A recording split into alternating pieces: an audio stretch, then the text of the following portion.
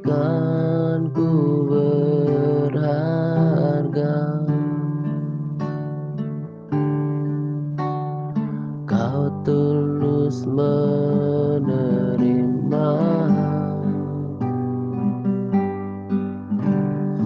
aku apa adanya. Kekuatan kasih-Mu nyata memulihkan hidupku.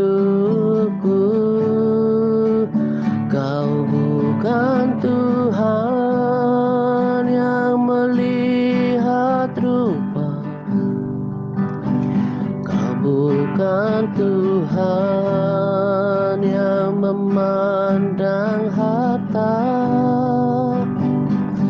Hati hamba yang selalu Kau cari, biar Kau temukan di dalamku. Selama ku hidup, ku mau menyembah-Mu, sebab Engkau sangat berarti bagiku. Yang terbaik yang ada padaku, ku persembahkan kepadamu, Yesusku.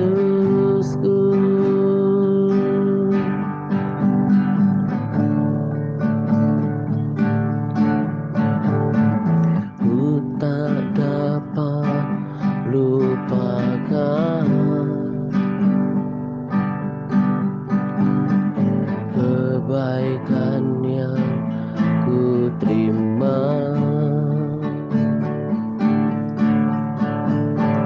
pengorbanan-Mu yang mulia, jadikan ku berharga.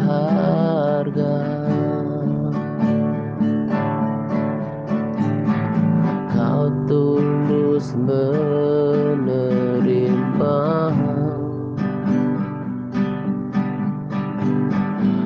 aku apa adanya. Kekuatan kasih-Mu nyata memulihkan hidupku. Kau bukan Tuhan yang melihat rupa, Kau bukan Tuhan yang memandang harta. Hati hamba yang selalu Kau cari, biar Kau temukan di dalamku. Selama ku hidup, ku mau menyembah-Mu, sebab Engkau sangat berarti bagiku. Yang terbaik yang ada padaku, ku persembahkan kepadamu. Kau bukan Tuhan yang melihat rupa, Kau bukan Tuhan yang memandang harta. Hati hamba yang selalu Kau cari, biar biar kau temukan di dalamku selama ku hidup. Aku mau menyembahmu sebab engkau sangat berarti bagiku. Yang terbaik yang ada padaku, ku persembahkan kepadamu, Yesusku.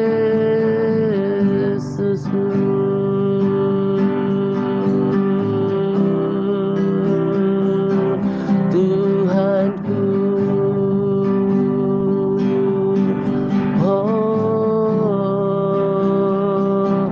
Rajaku.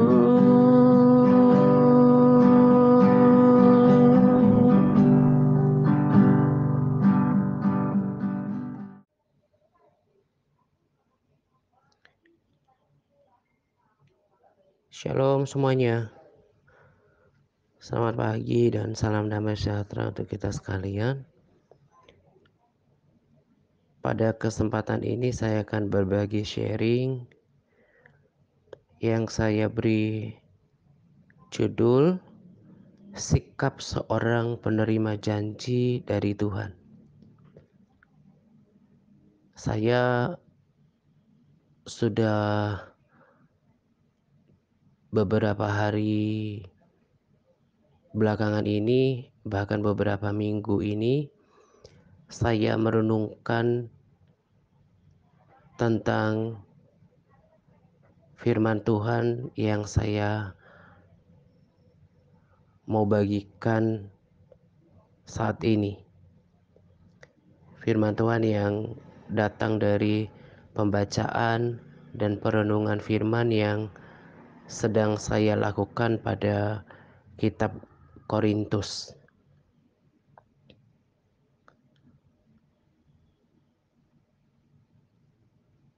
Saya akan membagikan 4 hal yang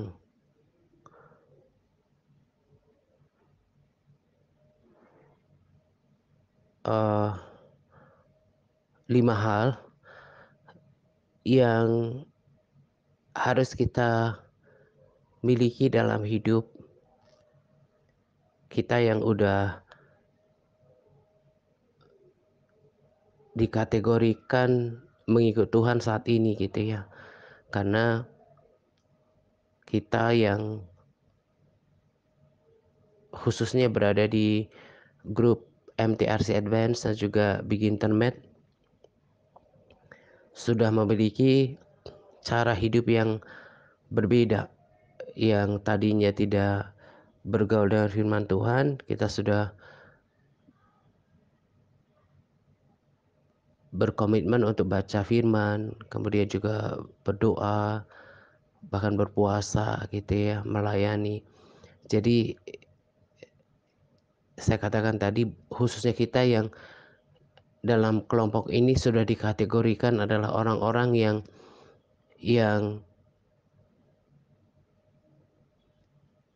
bersungguh hati dalam mengikut Tuhan. Sekalipun sebetulnya saya nggak bisa pukul rata untuk saudara yang ada di grup TRC dan juga sharing group, bahwa ada juga sebetulnya orang-orang di antara saudara yang tetap melakukan paket aktivitas rohani seperti yang kami lakukan gitu ya, sekalipun saudara tidak berkomitmen untuk memberikan laporan.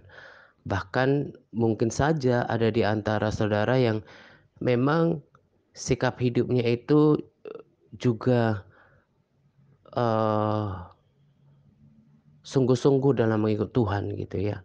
Sebab orang yang melakukan PAR bahkan sudah pada tahap MTRC Advance itu sih nggak jaminan 100% untuk dia itu punya perubahan hati, perubahan sikap hidup.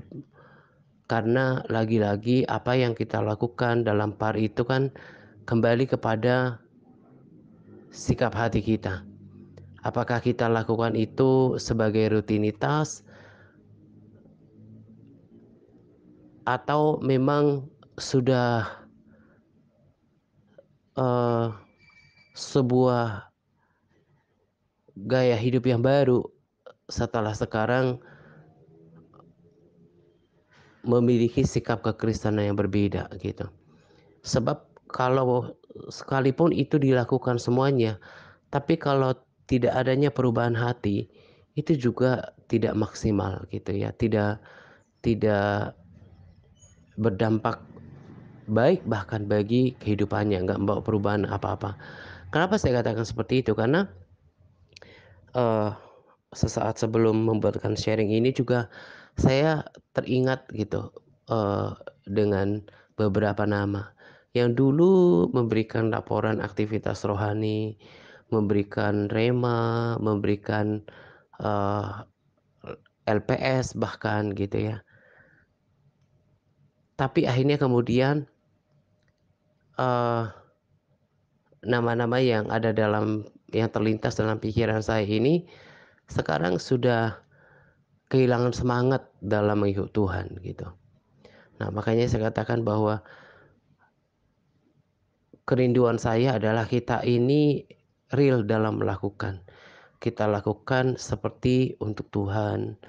Lalu kita mau membaca firman misalnya. Karena kita memang mau belajar tentang Tuhan, mau membangkitkan iman kita, mau eh, membangun iman kita, mau bersekutu tentang Tuhan, mau belajar tentang Tuhan. Jadi harus dengan motivasi yang benar. Ketika berdoa juga mengambil bagian mendoakan pokok-pokok doa, bukan cuma karena aturan gitu, tapi sudah dengan penuh kesadaran bahwa saya lakukan ini seperti untuk Tuhan gitu. Memang untuk sampai pada level seperti ini itu tidak mudah ya, nggak mudah gitu. Selain perubahan mindsetnya, perubahan hati juga harus punya gitu. Jadi kenapa saya katakan seperti ini? Sebab saya sangat kuat bisa merasakan sikap hati setiap orang gitu.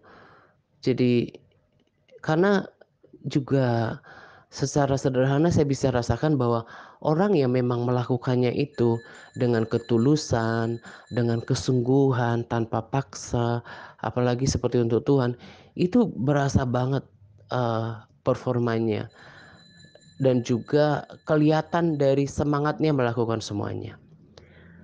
Makanya sebetulnya kalau saya ikutin kedagingan saya eh, minta maaf harus katakan ini, sebetulnya males untuk melayani kalau melihat performa daripada bahkan orang-orang lama gitu ya, yang eh, performanya sekarang ya tidak tidak mencerminkan seorang yang sudah bertahun-tahun membangun pengenalan akan Tuhan gitu. Sudah kehilangan semangat untuk eh,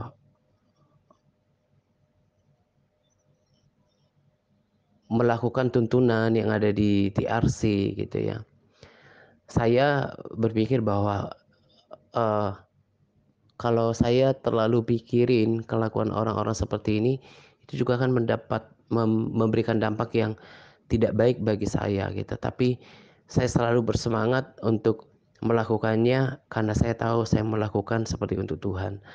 Dan juga untuk orang-orang memang kelompok-kelompok yang sangat kecil yang memang orang jarang ya. Jadi tanpa memegahkan diri gitu ya. Orang-orang yang sampai pada pada hidup seperti yang saya miliki sekarang gitu. Selalu menjaga semangat, selalu pengen lebih baik untuk introspeksi, berusaha sampai mengoreksi sikap-sikap setiap hari, itu nggak banyak gitu. Kebanyakan masih sama polanya. Eee, Orang boleh pindah dari gereja tradisi mungkin yang Protestan ke karismatik. Bedanya cuman dulu nggak tepuk tangan, sekarang tepuk tangan. Eee, Mungkin dia dulu nggak berbahasa baru, sekarang berbahasa baru. Tapi itu kan hal-hal yang cuma hal-hal yang kelihatan, yang bisa didengarkan, tanda yang dangkal gitu. Tapi belum tentu sikap hati, sikap hidupnya itu berubah gitu. Demikian juga dengan kita. Sekalipun, udah bertahun-tahun, udah melakukan PAR, tapi tidak terlalu signifikan mengubah hidupnya. Dari mana saya lihat itu? Ya dari sikapnya gitu, yang masih nggak tahu malu. Udah dari dulu sejak saya melayani, saya selalu tekankan, jaga kesetiaan, jaga konsistensi, jaga semangatnya. Perhatikan, kita sesama di sini itu menjadi saksi satu sama lain tentang kita ini pelaku firman apa enggak gitu. Nah, kita kan bisa saling lihat. Sekalipun misalnya seorang sahabat atau saudara tidak pintar berkata-kata dalam memberikan SK.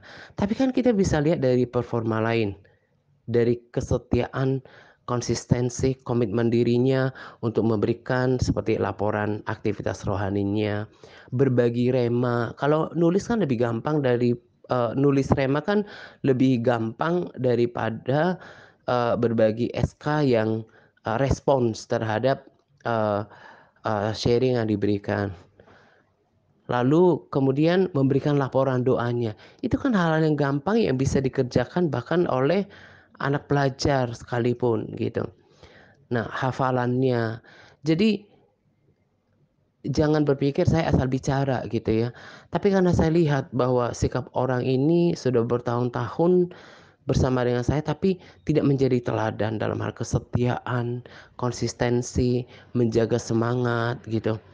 Mudah sekali dipengaruhi oleh keadaan. Kenapa saya sampai bahas sampai ke sini? Ya saya percaya Roh Kudus yang mengontrol lidah saya, karena setiap kali saya memberikan sharing, saya berdoa supaya Roh Kudus yang berkata-kata, dan memang apa yang menjadi nasihat keras saya di awal ini itu tidak berjalan sendiri dengan eee, beberapa poin sikap seorang penerima janji yang sebentar lagi saya mau bagikan gitu.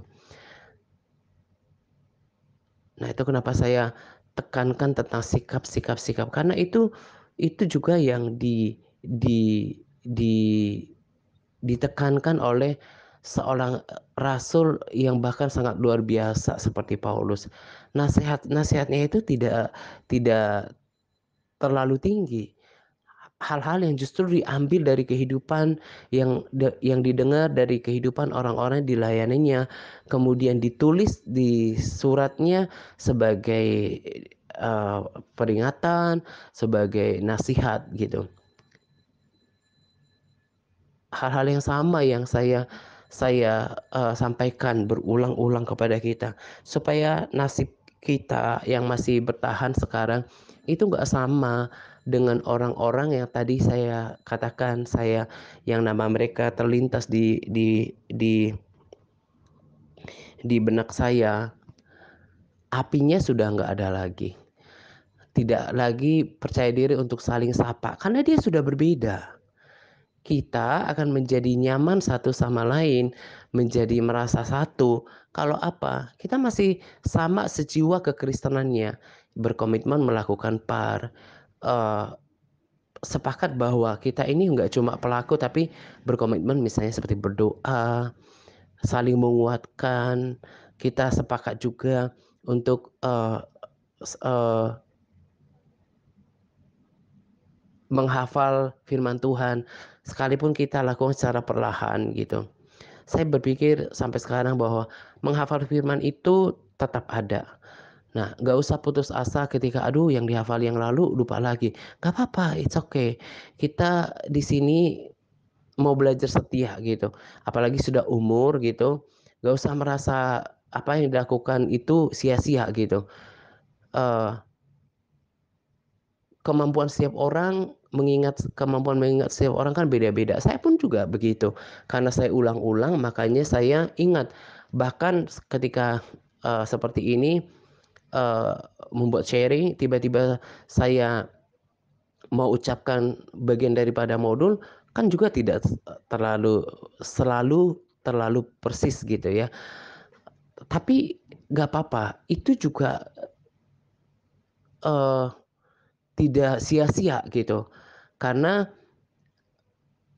ketika kita uh, ketika kita uh, dalam menjalankan hari-hari kita, firman yang kita baca itu akan lebih mudah muncul untuk mengingatkan, menghibur, dan juga untuk meneguhkan hati kita gitu. Jadi kalau nanti tidak dipelihara kesetiaannya, konsistensinya, semangatnya, maka akan menjadi sia-sia kan. Tidak uh, sudah bertahun-tahun bersama-sama dengan kita, tetapi ternyata nggak bertahan. Itu yang tadi saya katakan. Semuanya dilakukan itu bahkan tidak dengan pengertian yang benar, tidak dengan sikap hati yang benar. Akhirnya apa? Oleh proses waktu juga dia akan berhenti. Dan apa yang didengarkannya, bahkan apa yang dilakukannya selama ini, ternyata tidak membangun di dalam dirinya pengenalan yang baik tentang Tuhan, tidak mengubah bukan cuma mindsetnya, tapi terlebih hatinya ternyata nggak diubahkan. Maka tak heran kalau orang-orang ini tidak merasa sayang kembali kepada kekristenan yang lama. Bagi saya itu sangat memprihatinkan. Makanya ketika saya dapatkan rema dari pembacaan firman Tuhan yang akan saya bagikan ini, saya uh, mau katakan bahwa sungguh apa yang saya katakan selama ini, yang saya peringatkan selama ini, itu adalah sesuatu yang juga disuarakan oleh Paulus, seorang yang penuh dengan Roh Kudus gitu ya. Nah, sikap apa yang harus dimiliki? Pertama, oleh seorang yang udah menerima janji Tuhan, pengharapan daripada Tuhan. Karena di dalam kitab ini Paulus mengingatkan tentang bagaimana kita nanti akan dibangkitkan bersama-sama dengan Kristus. Kita sudah diperdamaikan oleh Allah lewat kematian Yesus Kristus. Dosa-dosa kita yang sudah lama itu sudah di tidak diingat-ingat lagi. Ada banyak janji yang dibagikan dalam kitab tersebut. Nah, uh, di dalam sharing ini saya tidak fokus pada janji-janji itu, pada janji-janji yang luar biasa yang Tuhan sudah janjikan kepada kita. Tetapi saya lebih pada menyoroti sikapnya, karena kita mau dapatkan janji, dalam pikiran saya mau dapatkan janji yang luar biasa sekalipun, tapi kalau respons dari diri kita tidak uh, tidak tidak menyambut uh, janji itu dengan sebagaimana seharusnya, maka sekalipun kita semua selamat gitu ya, dan kiranya demikian, selamat dan masuk surga, tapi kemudian uh, pandangan Tuhan, perkenanan Tuhan, dan juga pengupahan di dalam kekekalan tentu tidak akan pernah sama, berbeda gitu. Makanya Paulus nasihatkan supaya hidup yang sekarang ini harus menyenangkan hati Tuhan. Hidup yang menyenangkan hati Tuhan itu berarti hidup dalam ketaatan, tidak sengaja menyakiti hati Tuhan dan dengan ketidaktaatan dan berbuat dosa dengan sengaja. 2 Korintus 5 ayat 9 berkata, sebab itu juga kami berusaha, baik kami di dalam tubuh ini maupun di dalam diam di luarnya, supaya kami berkenan kepadanya. Di terjemahan sederhana katakan, karena itu jugalah kita harus selalu berusaha supaya tujuan hidup kita yang utama adalah untuk menyenangkan hati Allah, baik ketika kita masih dalam dunia maupun di dalam tubuh surgawi, karena semua nanti akan ada pertanggungjawaban. Nah, tadi kan saya katakan bahwa oke lah, katakan karena kita akan diselamatkan oleh Tuhan. Karena kita percaya Yesus sebagai Tuhan dan Juru Selamat, kita belajar taat gitu ya. Lalu hidup dalam pertobatan, katakan seperti itu. Setiap hari, akhirnya pengampunan Tuhan turun atas kita. Tapi kalau di dalam hati kita ini tidak uh, belum ditanamkan, belum sadar setiap detik bahwa saya ini hidup harus menyenangkan hati Tuhan, maka sikap hidupnya kayak tadi yang saya bilang, seperti nasihat saya yang keras di awal. Ya, hidupnya itu semau gua gitu. Kalau saya mau semangat ya saya semangat. Kalau nggak pengen semangat ya terserah saya gitu. Nah, itu bukan seperti itu yang Tuhan mau gitu. Ini sama dengan uh, sama dengan uh, hampir sama dengan poin yang kedua. Hidup untuk Tuhan dan bukan hanya hidup untuk diri sendiri. Di 2 Korintus 5:15 berkata, dan Kristus telah mati untuk semua orang, supaya mereka yang hidup tidak lagi hidup untuk dirinya sendiri, tetapi untuk Dia. Terjemahan sederhana Indonesia katakan, supaya kita yang masih hidup tidak hidup lagi hanya untuk diri sendiri, tetapi hidup bagi Dia yang sudah mati dan hidup kembali bagi kita. Jadi ini satu rangkaian gitu. Hidup setiap hari. Jadi kalau sekarang kita udah menerima janji, baik janji keselamatan maupun janji kemuliaan, tentang hal-hal yang luar biasa yang ada di dalam kekekalan dalam kerajaan surga, maka sikapnya itu sudah harus tertanam. Ini saya bicara tentang hati, karena bukan sekedar mindset, tapi hati ini sudah harus betul-betul dengan kesadaran bahwa saya hidup bukan aku lagi. Saya hidup bukan lagi untuk diriku sendiri, tapi bagaimana hidup saya menyenangkan hati Tuhan dan tidak hanya untuk keinginan sendiri. Seperti yang saya katakan tadi soal kenyamanan. Kalau saya lagi gak mau, ya saya gak lakukan gitu ya. Gak seperti itu. Kalau seperti itu sikap hidupnya, berarti kita yang masih Tuhan. Kita yang masih master di dalam diri kita sendiri.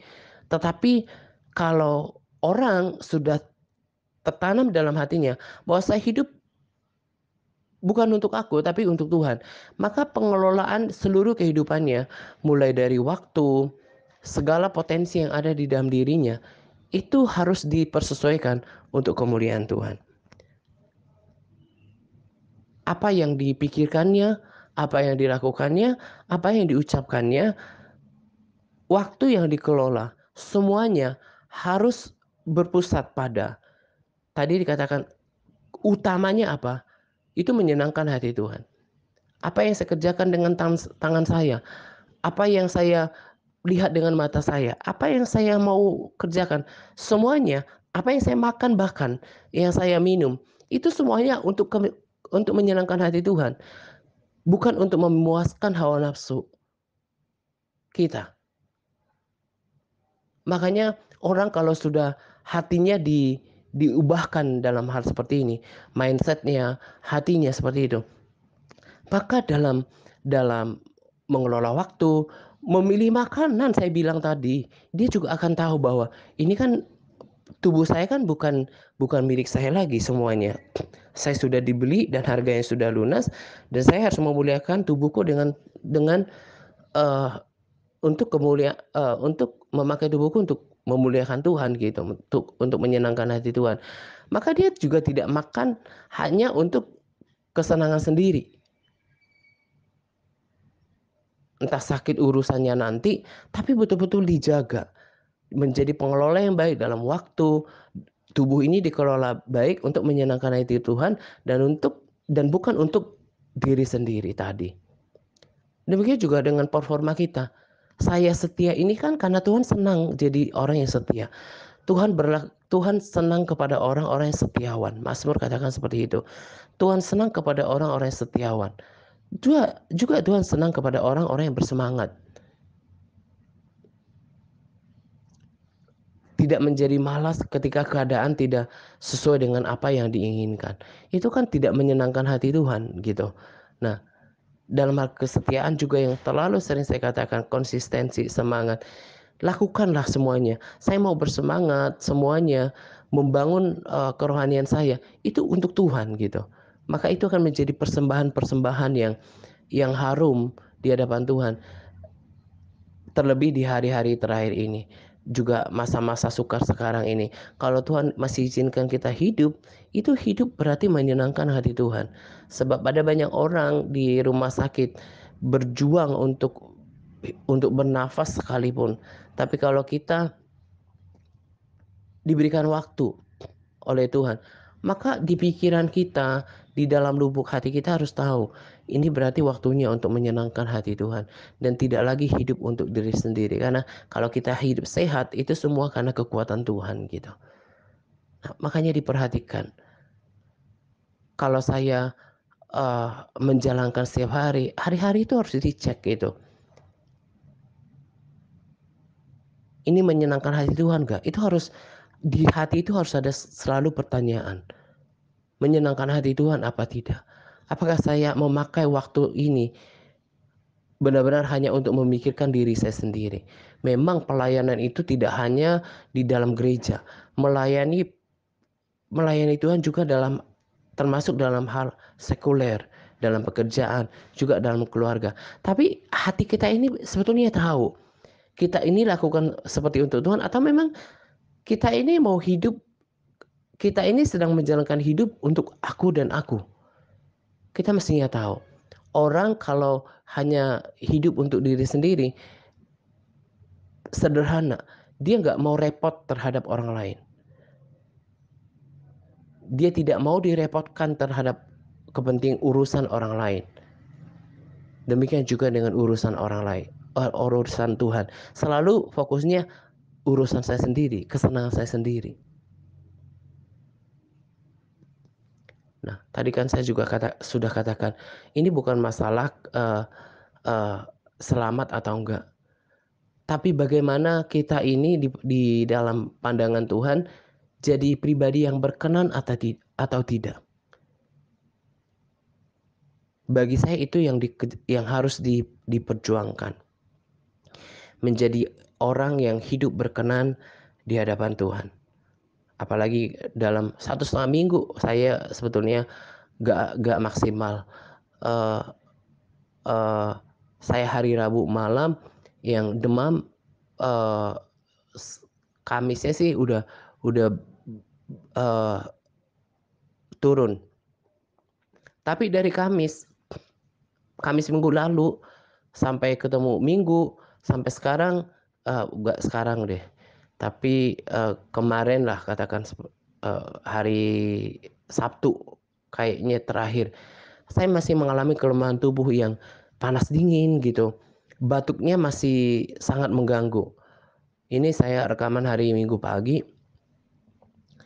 Saya baru merasakan sebenarnya dari Sabtu sih udah merasakan wajah saya itu juga sudah betul-betul berubah lebih lebih udah normal, udah segar gitu ya, udah bugar, uh, uh, gak terganggu lagi dengan batuk karena justru batuknya ini yang lama gitu, eee, panas dingin, pakai AC juga nggak bisa, kalau, eee, terlalu panas nggak bisa tidur gitu kan. Nah jadi buat saya itu nggak maksimal dalam mengerjakan banyak hal selama 1 minggu gitu. Nah tapi saya berusaha untuk saya renungkan firman ini gitu ya, bagaimana saya, tetap berjuang untuk menjaga hati saya, nggak mudah memang. Makanya saya pernah katakan untuk sahabat atau saudara yang sakit, saya, eee, betul-betul, eee, salut sebetulnya dengan, eee, ketahanan beberapa orang yang kalau sampaikan keluhan tentang mungkin asam lambung lah, entah sakit jantung lah, yang sesak nafas gitu, itu saya betul-betul, apa ya, angkat topi lah gitu, karena penderitaan yang saya alami kayak yang terakhir ini, cuma batuk-batuk aja udah sangat menyiksa, dan saya selalu minta Roh Kudus untuk mampukan saya untuk menjaga hati. Karena yang tadi kayak kondisi panas dingin, yang kalau dingin nggak bisa, panas juga mengganggu tidur gitu kan. Nah, ada potensi untuk marah gitu, untuk kecewa, nggak terima gitu ya, lihat, dengar orang kalau ketika di sini kan lingkungan, konter-konter gitu, orang ketawa-ketawa, eee, kita merasa malang sendiri gitu ya, eee, mereka bisa, padahal mereka juga rasanya kecenderungan nggak hidup saya seperti saya, tapi kenapa saya bisa rasakan ini gitu ya. Saya bahkan terucap, "Tuhan, bukannya Tuhan pakai saya untuk melayani gitu, kenapa kok keadaannya nggak betul-betul drop, kenapa keadaannya nggak betul-betul fit gitu ya." Sejak yang saya katakan Kamis minggu lalu sampai, eee, batuknya betul-betul hilang gitu ya. Apalagi kalau batuknya, eee, awal-awal minggu yang lalu, ketika pagi biasanya bangun pagi sampai perut saya buat batuk itu, eee, pegel sendiri gitu ya, kayak kram sendiri, sangat mengganggu. Tapi dalam situasi seperti itu, saya nggak sempurna dalam menjalankannya sekalipun, tapi saya belajar untuk bagaimana mengelola hati dan pikiran dan perkataan saya menyenangkan hati Tuhan. Nah, itu yang kita harus perhatikan dalam hari-hari ini, karena pembekalan yang banyak, baca firman yang banyak, itu tidak otomatis mengubah hidup kita kalau tidak tidak kita hidupi. Saya bahkan tadinya mau membuatkan judul atas atas, rema-rema ini, adalah mematikan diri sendiri. Itu yang tidak mudah, dan itu harus melakukan butuh perjuangan yang panjang dan setiap hari gitu. Karena di dalam diri kita ini ada 2 keinginan, keinginan daging dan keinginan roh.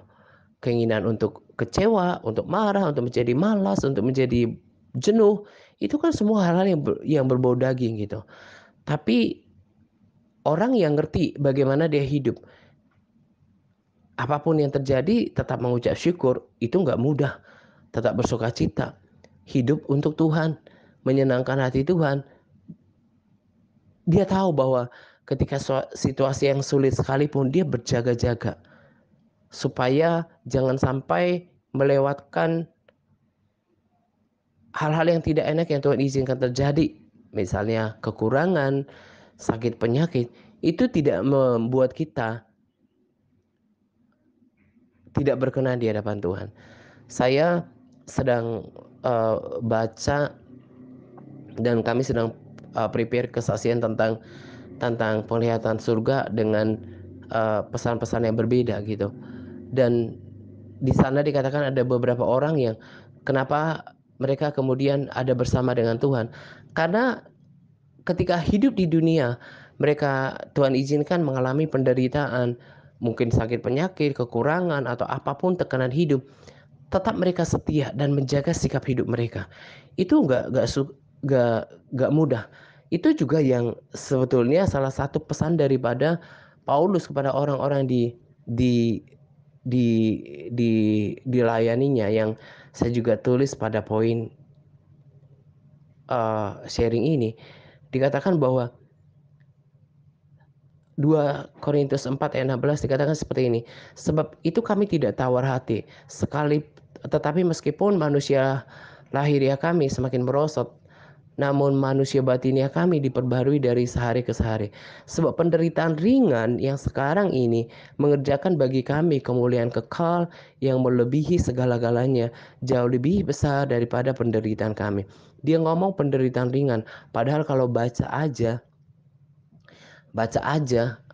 saya pribadi terhadap penderitaannya, yang kekurangan, hidup dalam ketakutan, dimusuhin orang, penuh dengan tantangan, bacanya aja sudah ngeri gitu. Tapi bagi dia dikatakan itu cuma penderitaan ringan yang akan mengerjakan kemuliaan kekal. Jadi tadi kan saya katakan kalau Tuhan izinkan kita mengalami penderitaan lewat penyakit, kekurangan gitu ya,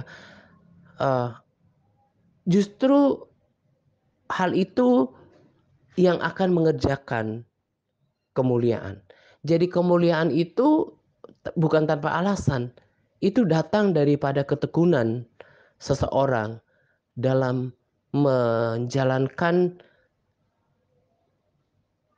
takaran salib, penderitaan yang Tuhan izinkan terjadi selama di bumi.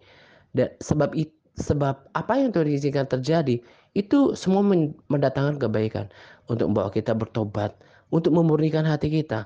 Kayak tadi saya katakan, dalam kondisi saya tidak enak badan, samalah kayak kita seperti itu. Mungkin uh, menderita ketika bahkan beberapa orang di antara kita yang terkena COVID gitu ya, penderitaannya sangat berat, melewati masa-masa berat seperti itu. Padahal udah di dalam Tuhan, udah sungguh-sungguh di dalam Tuhan. Orang secara daging bisa komplain sama Tuhan, bisa marah. Tapi lewat semuanya itu ada hal yang baik yang Tuhan ingin kerjakan. Bagaimana kita tetap mempraktekkan firman Tuhan yang sudah kita tahu, tetap berdoa, mengucap syukur, tetap berterima kasih. Itu hal yang gak mudah loh. Ngomongnya sih mudah, tapi ketika menjalaninya penuh dengan perjuangan yang berat. Lewat itu semua, kalau kita tetap setia menjaga hati kita, justru lewat sikap yang terjaga itulah menjadi cikal bakal penentuan kemuliaan, penerimaan kemuliaan yang akan kita terima kelak. Dan itu juga tadi saya katakan bahwa hal yang pahit yang Tuhan izinkan terjadi, entah kekurangan, sakit penyakit, itu semuanya memurnikan hati kita. Gak enak memang.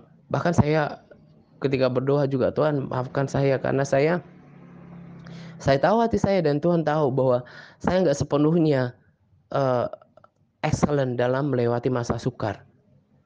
Saya minta Roh Kudus berkali-kali mampukan saya tetap bisa bersyukur.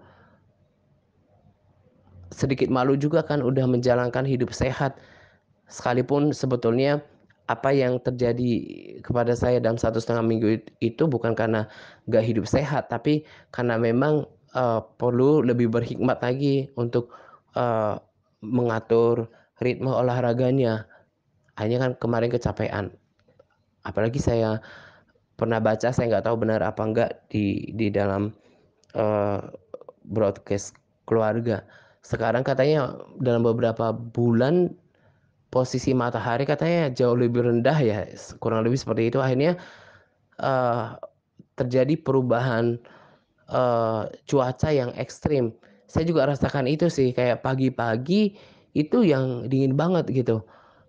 Nah, kalau saya memang tahu fisik saya agak cepat, eh,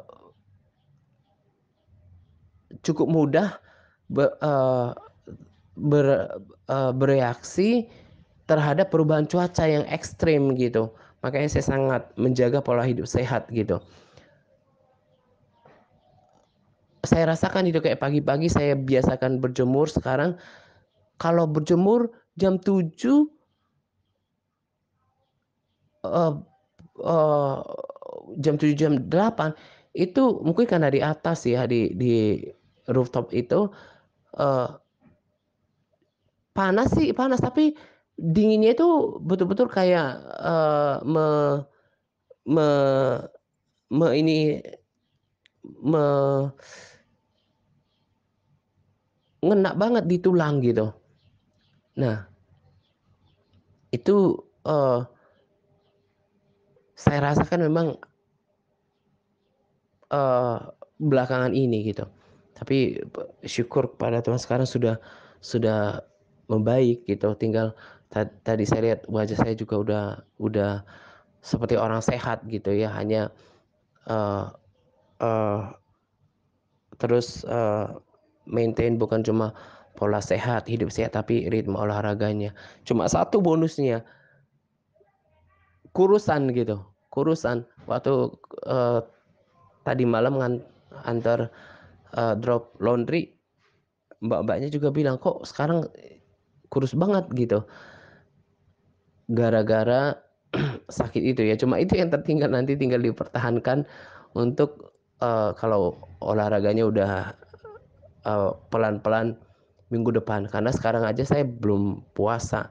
Kalau nanti udah sehat minggu depan, puasanya paling bertahap lagi dari setengah hari gitu kan.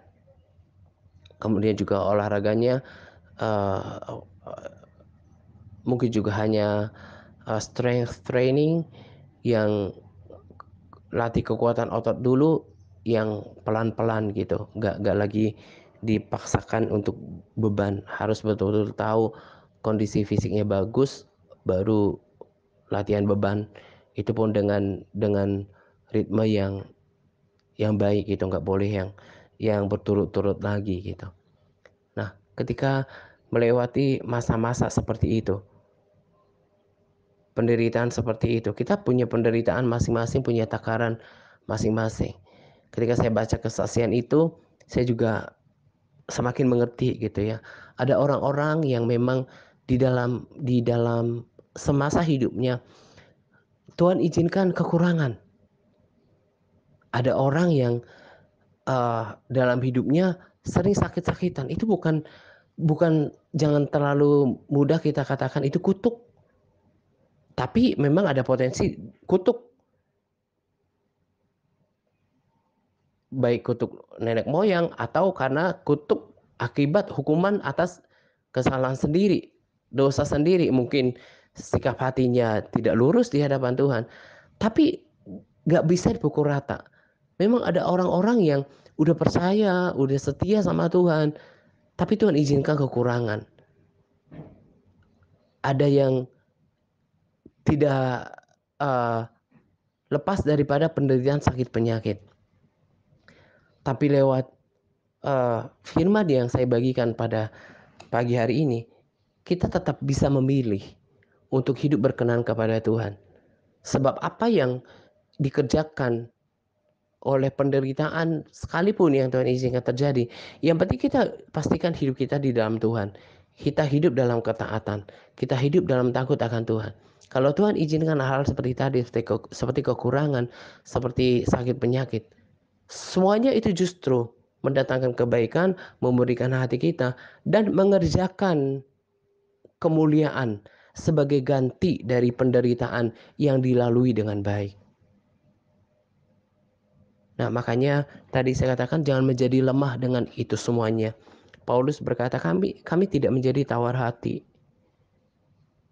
Karena itu cuma penderitaan ringan yang gak bisa dibandingkan dengan betapa besarnya kemuliaan yang Tuhan sudah sediakan di depan nanti. Makanya harus tetap semangat dalam melakukan semuanya. Tadi kan saya katakan di awal, hal apa yang bisa saya lihat bahwa seseorang tetap bersemangat melakukan semuanya? Ya lewat aktivitas-aktivitas yang kita sepakati untuk membangun manusia rohani. Kalau orang semuanya lemah, laporan gak bikin, parya juga nggak bikin, berbagi rema juga nggak memiliki konsistensi. Makanya hidup orang ini tidak pernah berbuah. Kenapa? Karena dia masih hidup untuk diri sendiri. Kalau kita mau memuliakan Tuhan, seperti yang tadi saya katakan, kita harus bisa mematikan diri kita sendiri. Makanya di dalam kemarin kan saya sudah bagikan, kamu akan menyenangkan hati Tuhan kalau kamu berbuat banyak. Dalam kesaksian juga didukung. Apa yang paling dihauskan oleh Tuhan? Yaitu jiwa-jiwa. Nah, orang yang mau menyenangkan hati Tuhan, itu pasti akan berusaha untuk dia bisa berbuah. Gak hanya untuk diri sendiri, tapi melalui hidupnya ada orang-orang yang terselamatkan oleh doa-doanya, oleh hal rohani yang dibagikannya. Nah, kalau Tuhan tidak izinkan seseorang belum berbuah, memang menurut pemahaman saya, selain karena belum waktunya, sama seperti pohon, kalau belum waktunya berbuah ya nggak berbuah. Tapi ada pohon juga kan yang tetap mandul, karena memang nggak pantas untuk berbuah. Karena dia masih belum mengubah hidupnya. Dia masih hidup untuk diri sendiri dan tidak menyenangkan hati Tuhan. Tapi saya mau katakan, yang salah satu Tuhan rindukan dalam hidup seseorang dan yang jelas akan menyenangkan hati Tuhan, kalau kita juga berbuah. Makanya Paulus jadi orang yang berbuah. Makanya harus dicek juga, kenapa kok saya hidupnya nggak berbuah ya?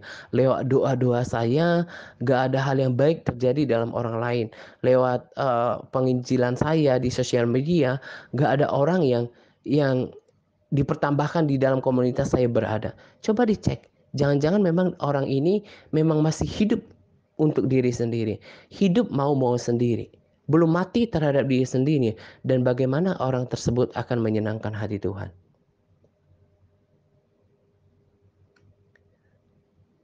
Jadi kita perhatikan hidup kita. Apakah hidup kita ini mati terhadap keinginan sendiri, hidup untuk menyenangkan hati Tuhan. Dan juga kita dikuasaikah dengan kesusahan yang Tuhan izinkan terjadi. Tadi saya katakan kalau orang udah ngerti apa yang Tuhan izinkan terjadi dalam hidup kita, yang penting kita taat, kita menyenangkan hati Tuhan, kita hidup dalam persekutuan dengan Tuhan.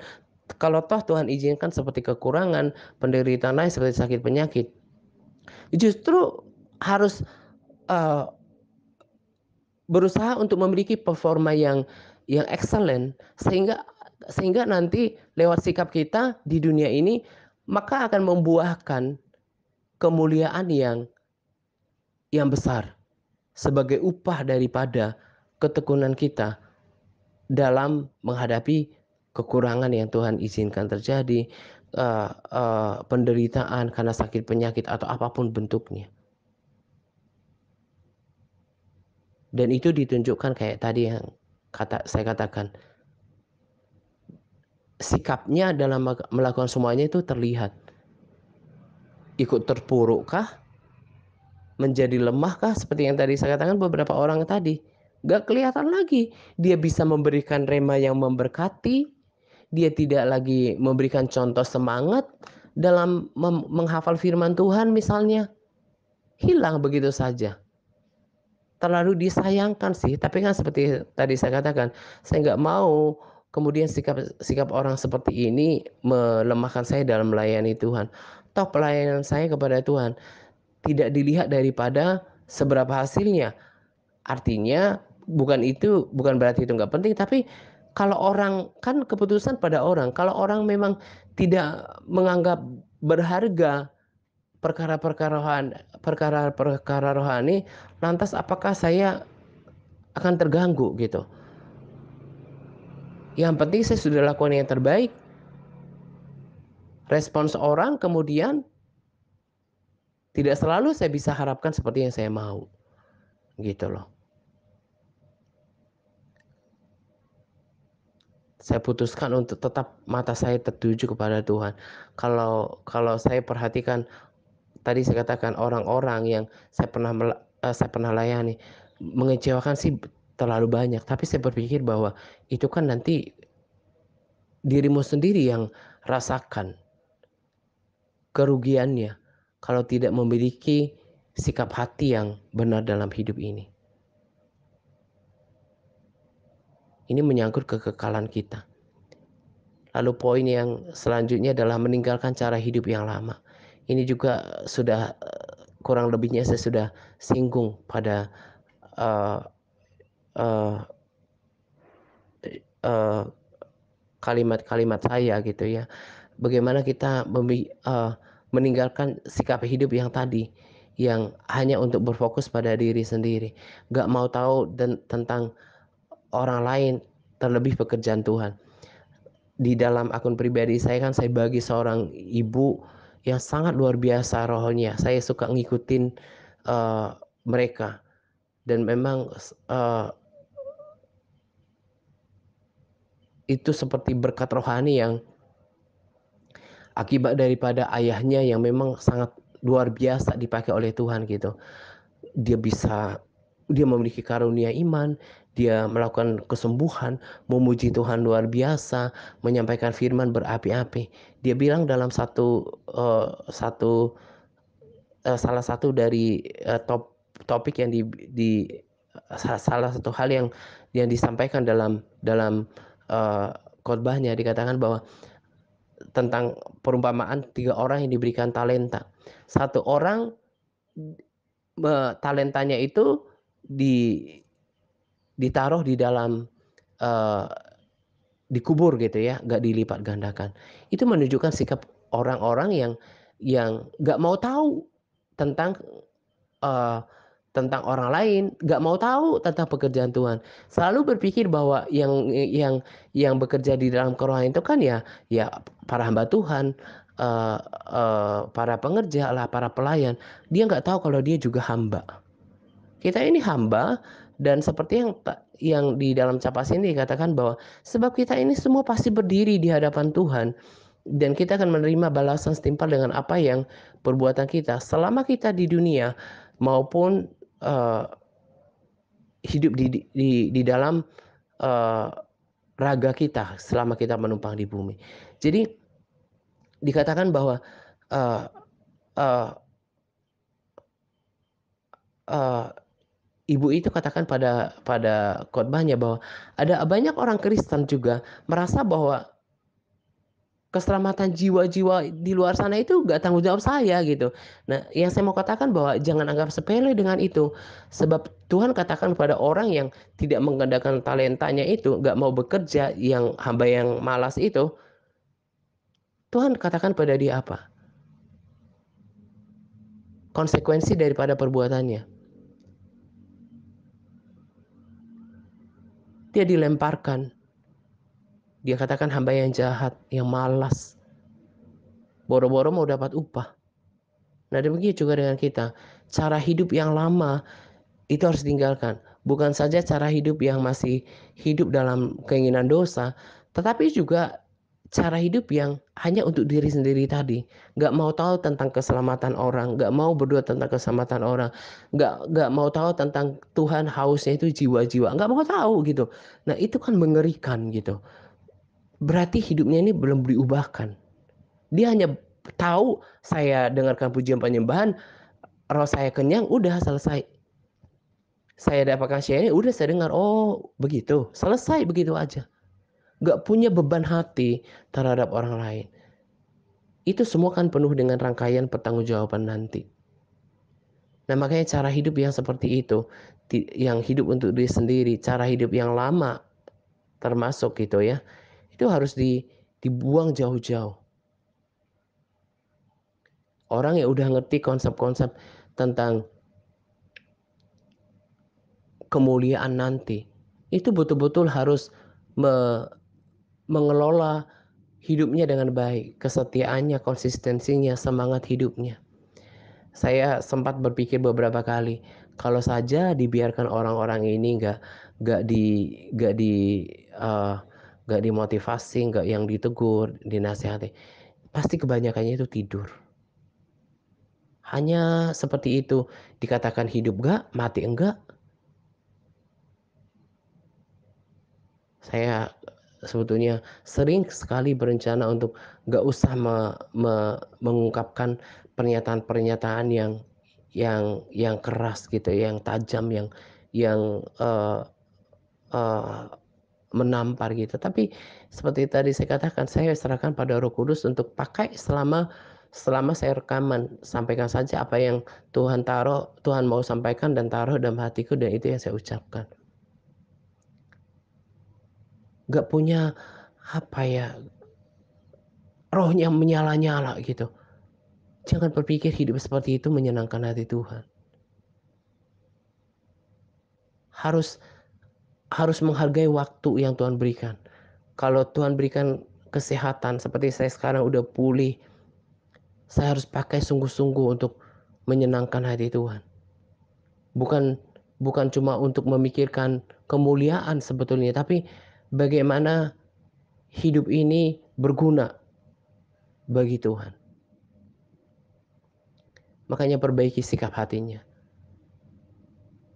Perbaiki semuanya selagi dikasih waktu. Saya udah katakan tempo hari.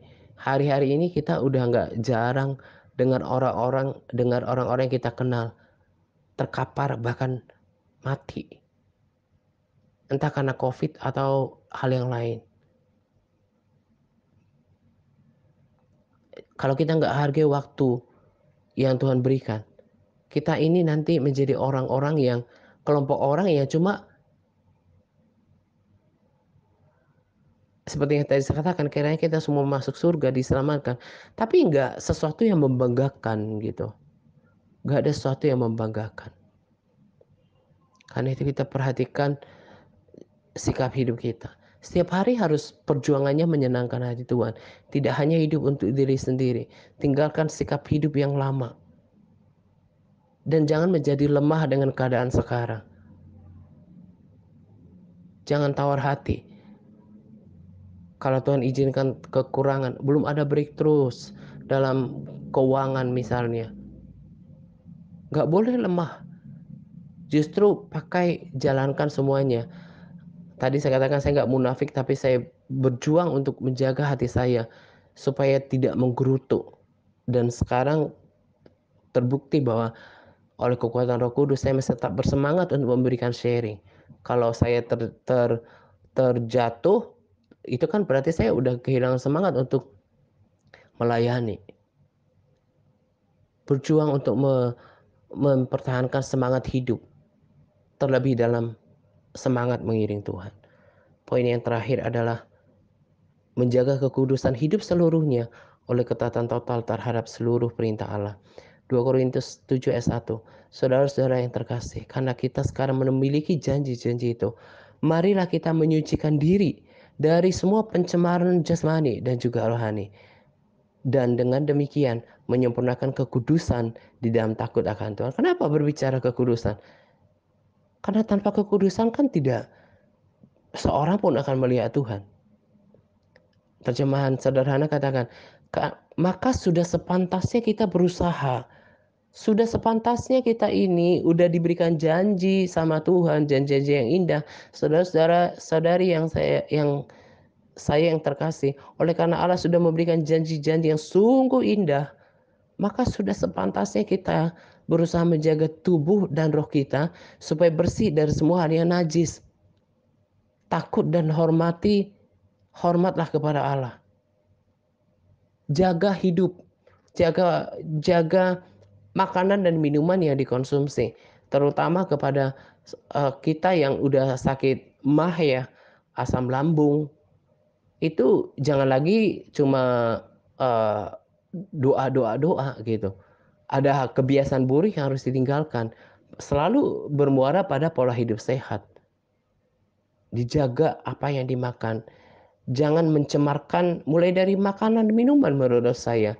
Jangan mencemarkan tubuh ini mulai dari makanan dan juga perbuatan dosa dengan mata, dengan tangan. Dijaga semuanya. Dengan mulut, jangan lagi mengucapkan perkataan-perkataan yang tidak memuliakan Tuhan.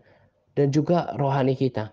Dijaga semuanya, apinya, semangatnya, kesetiaannya, konsistensinya. Itu kan roh yang menyala-nyala. Berusaha menjaga tubuh roh kita supaya bersih.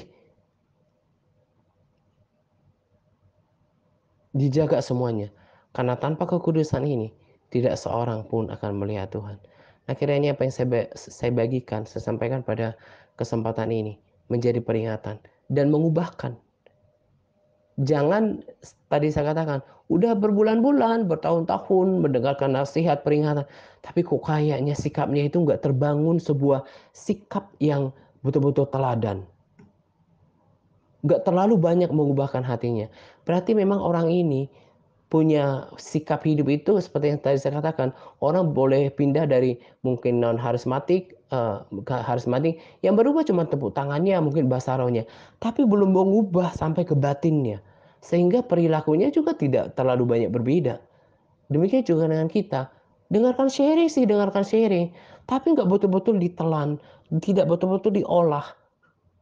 Sehingga nggak semakin bijak, nggak ada perubahan yang signifikan dalam sikap hidupnya. Tetap aja tidak tahu malu. Orang sudah berjuang untuk menjaga semangatnya, menjaga semangat dalam berbagi rema mungkin, berbagi sharing komentar, ayat hafalan. Dia sendiri harus diperingatkan coba. Tidak menjadi teladan. Kan orang hanya bisa lihat dari buahnya kan. Mau dengarkan sharing saya juga berhari-hari, kalau tidak dihidupi ya tidak akan mengubah gitu loh.